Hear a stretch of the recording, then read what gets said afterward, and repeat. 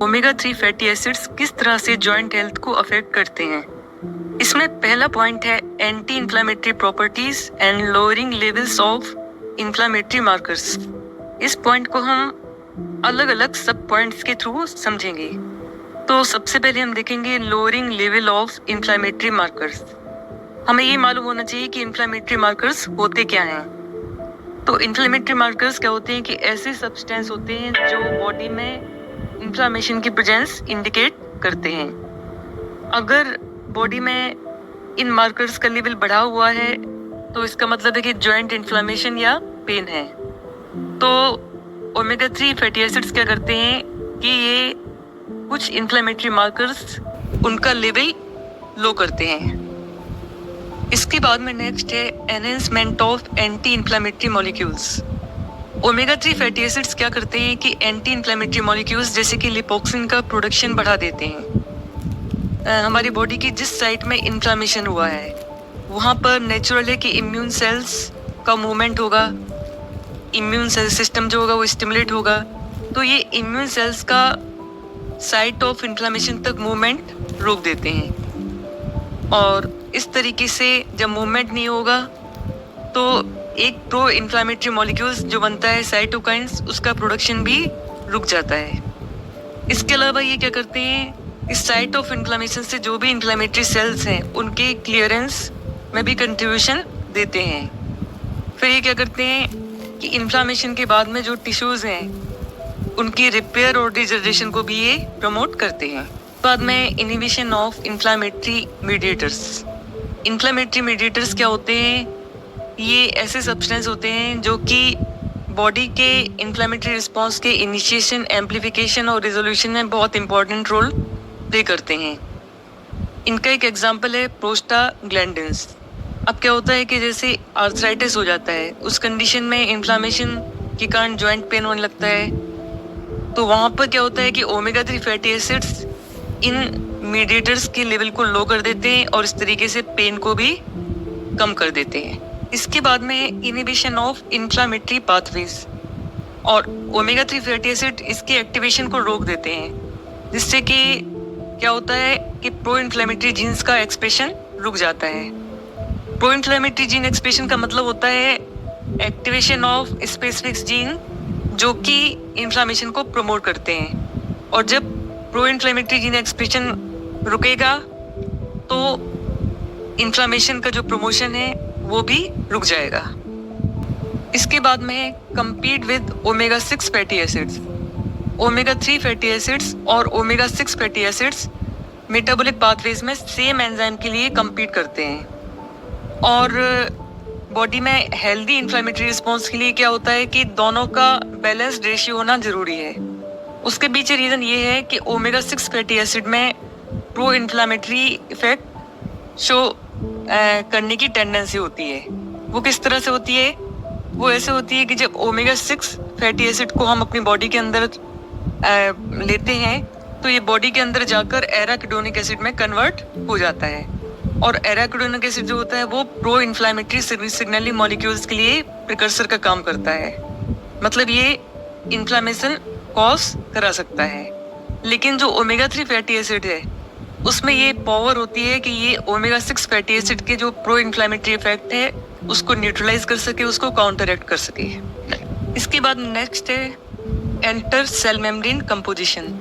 Omega 3 fatty acids जैसे कि EHA और DHA ये सेल मेम्ब्रेन कंपोजिशन को चेंज कर सकते हैं। इनमें क्या प्रॉपर्टी होती है कि ये जो सेल मेम्ब्रेन होती है उसके बिल्डिंग ब्लॉक्स फॉस्फोलिपिड्स में ओमेगा 6 फैटी एसिड्स की जगह पर रिप्लेस हो जाते हैं और इस तरीके से इनकॉर्पोरेट होकर ये मेम्ब्रेन की फिजिकल प्रॉपर्टीज़ को चेंज कर सकते हैं और मेम्ब्रेन को ज़्यादा फ्लूइडी नेचर के और ज़्यादा फ्लेक्सिबल बना सकते हैं। इसके अलावा omega 3 fatty acids cell membrane में जो मेम्ब्रेन बाउंड एंजाइम्स हैं और रिसेप्टर्स हैं उनकी एक्टिविटी को भी अफेक्ट करते हैं। इस तरीके से सेलुलर सिग्नलिंग और जीन एक्सप्रेशन को भी ये मॉड्यूलेट कर सकते हैं और ये सारे काम इस तरह से करते हैं कि जिससे हमें एंटी इन्फ्लेमेटरी इफेक्ट्स मिलता है और सेल के जो फंक्शन होते हैं वो भी इम्प्रूव होते हैं।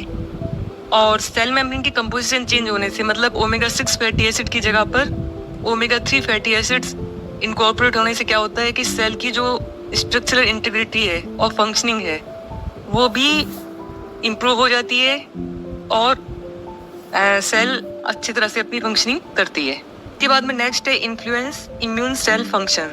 ओमेगा 3 फैटी एसिड्स जो होते हैं वो इम्यून सिस्टम को बैलेंस करने में हेल्प करते हैं और इसके लिए क्या करते हैं कि साइटोकाइंस के प्रोडक्शन को रेगुलेट करते हैं। अब साइटोकाइंस क्या होता है? साइटोकाइंस स्मॉल प्रोटीन्स होते हैं जो कि सेल सिग्नलिंग में बहुत इंपॉर्टेंट रोल प्ले करते हैं। ये इम्यून सिस्टम की सेल्स के थ्रू सीक्रेट होते हैं, बहुत सारी इम्यूनोलॉजिकल और फिजियोलॉजिकल फंक्शंस को मेंटेन करते हैं और ये जो सिग्नलिंग मॉलिक्यूल्स हैं इनका मेन काम होता है इम्यून सिस्टम की जो सेल्स है उनके बीच में कम्युनिकेशन को मीडिएट करना। ओमेगा 3 फैटी एसिड्स में एंटीऑक्सीडेंट प्रॉपर्टी होती है, मतलब ये ऑक्सीडेटिव स्ट्रेस को रिड्यूस करते हैं। तो इस तरीके से ये क्या करते हैं, इनडायरेक्टली इन्फ्लेमेशन को भी अफेक्ट करते हैं, क्योंकि जब ऑक्सीडेटिव स्ट्रेस रिड्यूस होगा तो इन्फ्लेमेशन भी ऑटोमेटिकली रिड्यूस होगा। अब बात आती है कि एंटीऑक्सीडेंट इफेक्ट कैसे शो करते हैं। तो जैसा कि पहले बताया गया है कि जो ओमेगा 3 फैटी एसिड्स होते हैं वो सेल मेम्ब्रेन में इनकॉर्पोरेट हो जाते हैं और सेल मेम्ब्रेन की फ्लूइडिटी को इम्प्रूव करते हैं। इस तरीके से जो सेल्स होती हैं वो ऑक्सीडेटिव डैमेज के लिए रजिस्ट हो जाती है, मतलब उनमें ऑक्सीडेशन के थ्रू डैमेज होने के चांसेस कम हो जाते हैं। फिर ये क्या करते हैं कि जो प्रो इन्फ्लेमेटरी पाथवेज हैं उनको भी डाउन रेगुलेट करते हैं, मतलब प्रो इन्फ्लेमेटरी एजेंट्स जो भी होते हैं उनके प्रोडक्शन को डिक्रीज करते हैं, सिक्रीशन को डिक्रीज करते हैं, जिससे इन्फ्लेमेशन के चांसेस रिड्यूस हो जाते हैं। साथ ही ये रिएक्टिव ऑक्सीजन स्पीसीज का प्रोडक्शन है उसको भी डिक्रीज करते हैं। अभी तक हमने देखा कि omega 3 fatty acids joint health को इम्प्रूव करने के लिए एंटी इन्फ्लेमेटरी एक्टिविटीज शो करते हैं। अब हमें देखना है कि जॉइंट हेल्थ को इम्प्रूव करने के लिए जो इनकी दूसरी मैकेनिज्म है वो है रिड्यूस्ड कार्टिलेज डिग्रेडेशन। ये कार्टिलेज के डिग्रेडेशन को रिड्यूस करते हैं। कार्टिलेज क्या है?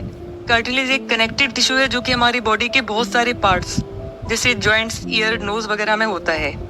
ये क्या करता है कि जॉइंट में जो बोन्स होती हैं उनको स्ट्रक्चरल सपोर्ट प्रोवाइड करता है, बोन्स के बीच में फ्रिक्शन रोकता है जिससे कि किसी तरह की प्रॉब्लम नहीं हो। साथ ही ये जॉइंट की फ्लेक्सिबिलिटी, इंटीग्रिटी को मेंटेन करने में भी बहुत ज़्यादा इम्पॉर्टेंट है। स्मूथ जॉइंट मूवमेंट के लिए भी इम्पॉर्टेंट है। और ये जो कार्टिलेज है, अगर हम इसका एक्स्ट्रा सेलुलर मैट्रिक्स देखें तो इसमें मेनली प्रोटियोग्लाइकान्स और कोलेजन फाइबर होते हैं, साथ ही वाटर भी प्रेजेंट होता है। ओमेगा 3 फैटी एसिड्स ना सिर्फ कार्टिलेज के डिग्रेडेशन को रोकते हैं और कार्टिलेज के डिग्रेडेशन को रोकने के साथ साथ ये क्या करते हैं, प्रोटियोग्लाइकान्स और कोलेजन जो कि कार्टिलेज के मेन कंपोनेंट हैं उनके प्रोडक्शन को भी इम्प्रूव करते हैं। इसके बाद में नेक्स्ट है joint lubrication. Omega 3 fatty acids joint lubricants के प्रोडक्शन को सपोर्ट करते हैं और इस तरीके से जॉइंट में जो साइनोवियल फ्लूइड होता है उसकी इंटीग्रिटी और फंक्शनिंग को मेंटेन करते हैं। ओमेगा 3 फैटी एसिड्स जो होते हैं वो साइनोवियल फ्लूइड की कंपोजिशन को मेंटेन करते हैं। अब साइनोवियल फ्लूइड क्या होता है? तो ये एक विस्कस जेल लाइक फ्लूइड होता है जो कि जॉइंट कैविटीज में होता है और ये जॉइंट स्ट्रक्चर को लुब्रिकेशन और नरिशमेंट प्रोवाइड करता है। अगर हम इसके कंपोनेंट्स देखें तो साइनोवियल फ्लूइड्स में बहुत सारे कंपोनेंट्स होते हैं जैसे हाइलुरोनिक एसिड।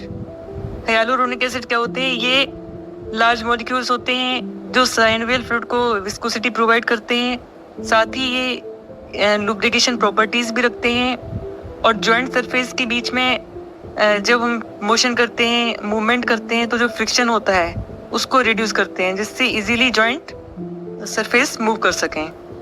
दूसरा जो कंपोनेंट होता है साइनोवियल फ्लूइड के अंदर वो है प्रोटीन्स।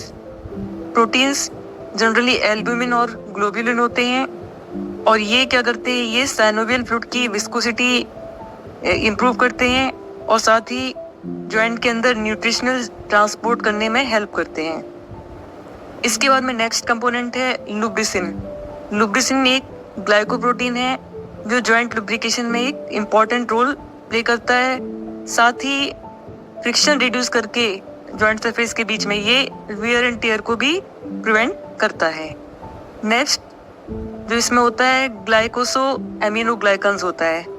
ये शुगर मॉलिक्यूल की लॉन्ग चेन्स होती हैं और ये साइनोवियल फ्लूइड की विस्कोसिटी इम्पार्ट करते हैं, साथ ही हाइड्रेशन भी इम्प्रूव करते हैं। इसके अलावा इसमें फॉस्फोलिपिड्स भी होते हैं। ये जॉइंट सरफेस की जो बाउंड्री है उनको लुब्रिकेशन प्रोवाइड करते हैं। ये कार्टिलेज की सरफेस पे लेयर बना लेते हैं जिससे कि मूवमेंट के दौरान किसी तरह का फ्रिक्शन नहीं हो। फिर साइनोवियल फ्लूइड में वाटर भी एक मेजर कंपोनेंट होता है जो जॉइंट टिश्यूज को हाइड्रेशन प्रोवाइड करता है और जिससे क्या होता है कि प्रॉपर लुब्रिकेशन भी मेंटेन बना रहता है। फिर इसमें इलेक्ट्रोलाइट्स भी होते हैं जैसे कि सोडियम, पोटेशियम और सम अदर इलेक्ट्रोलाइट्स जो क्या करते हैं वो जॉइंट के प्रॉपर फंक्शनिंग में और ऑस्मोटिक बैलेंस मेंटेन करने में हेल्प करते हैं। फिर नेक्स्ट है pain relief. Omega 3 fatty acids जो होते हैं वो जॉइंट प्रॉब्लम्स वाली कंडीशन में पेन रिलीफ में बहुत ज़्यादा यूजफुल हैं। इसके पीछे इनका एंटी इन्फ्लामेटरी नेचर होना। अब हमें मालूम है कि omega 3 fatty acids inflammatory mediators का इनिबिशन करते हैं। Omega 3 fatty acids specially EPA और DHA ये इन्फ्लामेटरी मीडिएटर्स जैसे कि प्रोस्टाग्लैंडिन्स इसका प्रोडक्शन रिड्यूस करते हैं और प्रोस्टाग्लैंडिन्स जो होते हैं वो आर्थराइटिस की कंडीशन में जो जॉइंट पेन होता है उसके लिए रिस्पॉन्सिबल होते हैं। तो इस तरीके से इन्फ्लामेटरी मीडिएटर्स के प्रोडक्शन को रोक के ये पेन रिलीफ करने में हेल्प करते हैं। फिर नेक्स्ट है मॉड्यूलेशन ऑफ इम्यून रिस्पॉन्सेस। हम जानते हैं कि जब हमारी बॉडी में इम्यून सिस्टम एक्टिवेट होता है तो इन्फ्लामेशन प्रोड्यूस हो जाता है। ये इन्फ्लामेशन इनिशियल स्टेज में तो ठीक है लेकिन जब ये बढ़ जाता है तो प्रॉब्लम होने लगती है। तो उस कंडीशन में ओमेगा 3 फैटी एसिड्स क्या करते हैं, एंटी इन्फ्लामेटरी कंपाउंड्स जैसे कि रिजोल्विन और प्रोटेक्टिन प्रोड्यूस करते हैं। तो ये जो कंपाउंड है वो इम्यून रिस्पॉन्स के कारण जो इन्फ्लामेशन प्रोड्यूस हुआ है उसको कम कर देते हैं। तो इस तरीके से क्या होता है कि हमारा जो इम्यून सिस्टम है वो बैलेंस हो जाता है। इसके अलावा ओमेगा 3 फैटी एसिड्स इन्फ्लामेशन से रिलेटेड जो भी जीन एक्सप्रेशन और सिग्नलिंग पाथवेज होते हैं उनको भी अफेक्ट करते हैं। फिर है synergistic effects with other treatments. Omega 3 fatty acids को अगर किसी दूसरे ट्रीटमेंट के साथ में यूज़ किया जाए तो सिनर्जिस्टिक इफेक्ट प्रोड्यूस होता है। मतलब दोनों मिलकर दोनों का जो एडिटिव इफेक्ट है दोनों को मिलाकर जो इफेक्ट होगा उससे भी ज़्यादा इफेक्ट शो करते हैं। तो जैसे हेल्थ केयर प्रोफेशनल ने किसी डॉक्टर ने जॉइंट पेन के लिए कोई ट्रीटमेंट बताया है उसके साथ ही हम ओमेगा 3 फैटी एसिड का यूज़ करें। फॉर एग्जांपल अगर हम एंटीऑक्सीडेंट इफेक्ट के लिए विटामिन C और विटामिन E पेशेंट को दे रहे हैं साथ ही ओमेगा 3 फैटी एसिड्स भी दे दिया जाए तो ये विटामिन C और विटामिन E का जो एंटीऑक्सीडेंट इफेक्ट है उसको क्या करेगा, ये इम्प्रूव कर देगा। और जब एंटीऑक्सीडेंट इफेक्ट इम्प्रूव होगा तो इन्फ्लामेशन भी रिड्यूस होगा और इन्फ्लामेशन रिड्यूस होगा तो जॉइंट पेन में भी इम्प्रूवमेंट होगा।